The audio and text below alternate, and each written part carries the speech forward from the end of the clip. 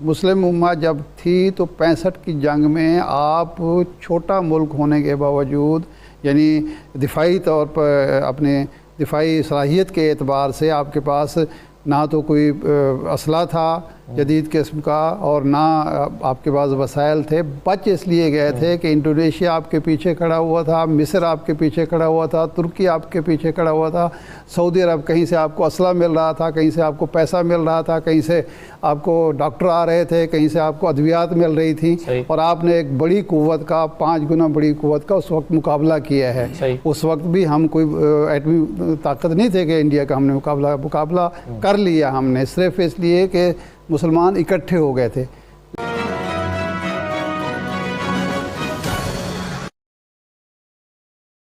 वो जिनके पास ताकत है वो खामोश हैं और वो जो बोल रहे हैं शायद उनके पास ताकत नहीं है। ऐसे में सवाल ये पैदा होता है कि फ़लस्तीनियों की जानों को महफूज रखने के लिए कौन क्या कर सकता है? मुस्लिम उम्मा क्या किरदार अदा कर सकती है? इंटरनेशनल कम्युनिटी क्या किरदार अदा कर सकती है? अरब ममालिक का क्या किरदार है? क्योंकि अरब ममालिक के अपने इंटरेस्ट की वजह से इसराइल की तरफ सॉफ्ट कॉर्नर है, तो क्या इस मामले पर अरब ममालिक के ताल्लुकात इसराइल के साथ वैसे ही रहेंगे, ख़राब हो सकते हैं? क्या वो कोई किरदार अदा कर सकते हैं या बदस्तूर खामोश रहेंगे? क्या होगा फ़लस्तीन के जो रहने वाले हैं, जो फ़लस्तीनी हैं, औरतें, बच्चे और जवान, इन तमाम लोगों को अपनी जान का तहफ़्फ़ुज़ और अपना हक़ कैसे मिलेगा? ये बताइए कि एक वो जिसे हम मुस्लिम उम्मा कहते हैं वो बेबस है या बेहिस है? मुस्लिम उम्मा मेरे ख्याल में एज अ उम्मा एग्जिस्ट नहीं करती। हम सब लोग हज के वक्त तो इकट्ठे हो जाते हैं, उसके अलावा तमाम तर हुकूमतों के अपने पॉलिटिकल अज़ाइम, अपने जोग्राफियाई अज़ाइम, अपने जियो स्ट्रेटजिक अज़ाइम और जियो पोलिटिकल अज़ाइम, अपने ट्रेड के जो मकासद हैं वो सब तकसीम हैं। सब अपने अपने फीफडम्स के अंदर रहते हुए अपने स्टेट का दिफा तो कर रहे हैं, लेकिन बहसीयत उम्मा हम लोग कभी न इकट्ठे हुए हैं और न मुझे उसके कोई इम्कानात नजर आते हैं। ये बड़ी एक अनफॉर्चुनेट रियलिटी है, वरना एक छोटा सा मुल्क 70 बरस से 1948 से आज तक किस तरह एक बर्बरियत का निशाना उन्होंने पैलेस्टीनियंस को बनाया हुआ है। जो कुछ हो रहा है ये पूरी दुनिया देख रही है। ये इसराइल नहीं कर रहा, ये अमेरिका कर रहा है, इसराइल कर रहा है और पूरा वेस्ट उनके साथ खड़ा है, जबकि मुस्लिम उम्मा आपस में डिवाइडेड है। इन 4 मुल्कों की हालत देख लें जो उनके साथ बॉर्डर शेयर करते हैं, इनको एक एक को उन्होंने इबरत का निशान बनाया है। इजिप्ट की हालत देख लें, सीरिया की हालत देख लें, इराक की हालत देख लें, जॉर्डन की हालत देख लें, तो और ईरान के ऊपर जिस तरह की सैंक्शंस और जो कुछ लगा हुआ है, तो मुस्लिम उम्मा को तो उन्होंने मुअम्मर कदाफी, सदाम हुसैन, उनको एक एक करके इस तरह पामाल किया है कि बाकी सब बैठे तमाशा देखते रहे हैं। और अनफॉर्चुनेटली, खुदा करे मैं गलत साबित हूं, मुझे तारीख गलत साबित करे, एक एक करके निशाना बनते रहेंगे। मुझे नहीं लगता कि कभी ये मुश्तरका जिहाद का ऐलान उनके खिलाफ कर सकते हैं और जिहाद जैसा वॉर वेज कर सकते हैं अगेंस्ट इजराइल। ये एक बड़ी अनफॉर्चुनेट सिचुएशन है। मोरालिटी नाम की कोई चीज़ इंटरनेशनल पॉलिटिक्स में या रियल पॉलिटिक्स में होती नहीं है। सो अगर हम ये एक्सपेक्ट करते हैं कि कोई इखलाकी इकदाम उठाएंगे, रही यूनाइटेड नेशन सिक्योरिटी काउंसिल और यूनाइटेड नेशन, तो वो एक टॉक शॉप है और एक्सटेंशन है अमेरिकन पॉलिसीज की, और वो 5 वीटो पावर ने उसे बिल्कुल एक गैर फाल अदारा बना के रख दिया है, जहां से लोगों की कोई रिलीफ, मजलूम अक़वाम को कोई रिलीफ नहीं मिल सकती। सही।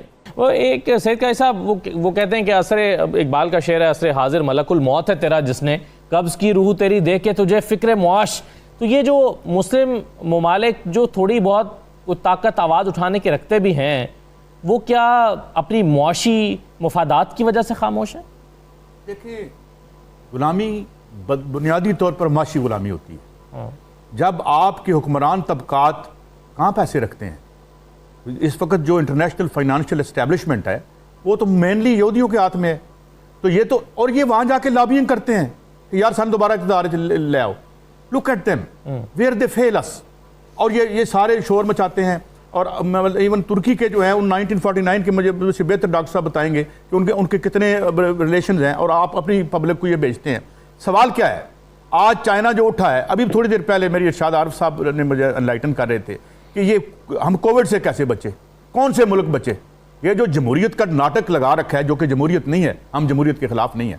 جمہوریت کا مطلب ہے کہ اپنی آبادیوں کو لوٹو اور جا کے یہودیوں کے جو بینک ہے وہاں پیسے رکھو, اور ہم غلام ہیں. ایک ایک ٹرینچ کے لیے ہم جوتیاں گھساتے کرتے ہیں, اور ہمیں حفیظ شیخ بتاتا ہے کہ ہم بڑی ریسپانسیبل نیشن ہے. ساری 22 کروڑ لوگ اکٹھے کرتے ہیں پیسہ, اور وہ مین وہ اٹھا کے لے جاتے ہیں, باقی یہاں کے IPPs اور دوسرے کھا جاتے ہیں. اور پھر آپ کیسے بڑی قوم بن سکتے ہیں؟ آج چائنا ہے, چائنا میں I do not support the dictatorship, بلکہ اسٹالنزم ہے وہاں پہ, سوشلزم تو ہے ہی نہیں, وہ کہیں آیا ہی نہیں آج تک. مگر پھر بھی اسٹیٹ سیکٹر جہاں پہ تھا, جائے نا.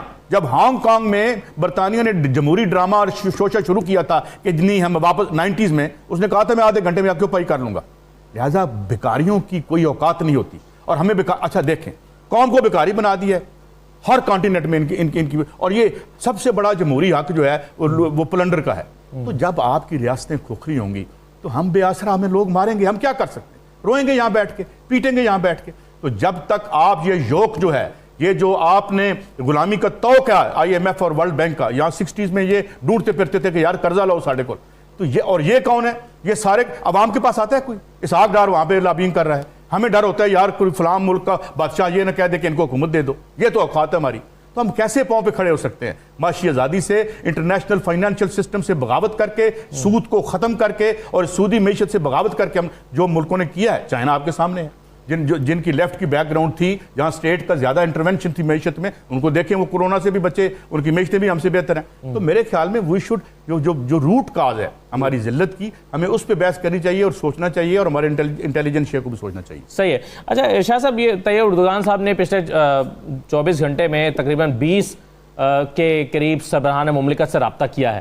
آپ کے خیال میں ترکی تنہا کچھ کر سکتا ہے, یا عمران خان صاحب اگر چاہتے ہیں ان کے ساتھ مل کر کوئی راستہ ہے ان کے پاس؟ 2-3 چیزیں ہیں, وہ بالکل راستہ ہوتا ہے. جس وقت بھی کوئی صورتحال مشکل ہوتی ہے تو اس میں ایک راستہ موجود ہوتا ہے.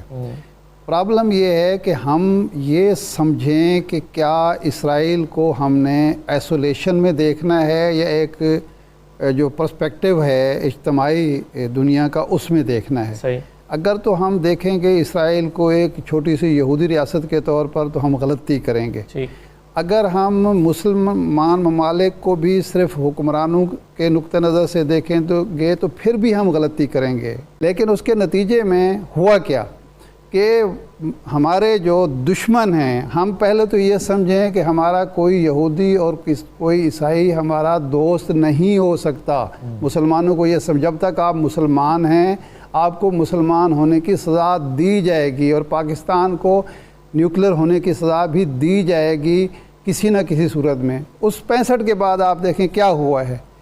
آپ الجزائر سے شروع ہو جائیں, احمد بن بیلا کے ساتھ کیا ہوا, انڈونیشیا میں احمد سکارنو کے ساتھ کیا ہوا, گنتے جائیں. اس کے بعد سعودی عرب کے جن ملکوں نے آپ کا ساتھ دیا تھا, جن ملکوں نے یہ ثابت کیا تھا کہ مسلمان ایک دوسرے کے بھائی ہیں, ایک دوسرے کا دکھ درد بانٹ سکتے ہیں, ایک ملک میں بغاوت ہوئی, ایک ملک میں وہ لیڈرشپ جو سمجھتی تھی اس چیز کو, جو ہم اکٹھے ہو کے کچھ کر سکتے ہیں. معمر قذافی ہیں, یہ تو بعد کی بات ہے. میں تو 65 کی جنگ کی بات کروں کہ 65 میں جن لوگوں نے پاکستان, یہ ایک تاریخ ہے, رسول برئی صاحب چونکہ ان کی فیلڈ ہے وہ بتا سکتے ہیں کہ ایک شخص کو نشانہ, عبرتناک نشانہ بنایا گیا ایوب خان سمیت, کہ یہ دوبارہ سر نہ اٹھا سکے. پھر 73 کی آپ کی جنگ ہوتی ہے, آپ کی اسلامی سربراہ کانفرنس ہوتی ہے, اس میں جو لوگ شریک تھے, آگے تھے, ان کے ساتھ جو سلوک تھا وہ بھی آپ کے سامنے ہے.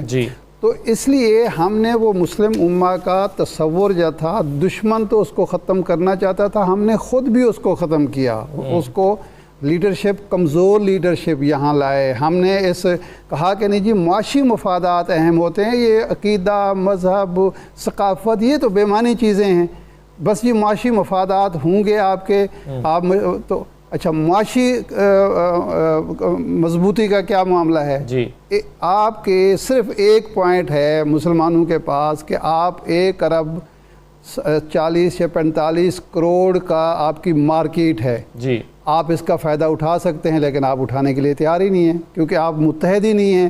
سعودی عرب کے نزدیک اسرائیل سے بڑا دشمن ان کا عربوں کے نزدیک وہ ایران ہے. پاکستان کے مقابلے میں ان کے لیے انڈیا جو ہے وہ بہتر ہے, کیونکہ وہاں اکانومی کے بھی مسائل ان کے حل ہوتے ہیں اور عیش و عشرت کے مسائل بھی ان کے حل ہوتے ہیں.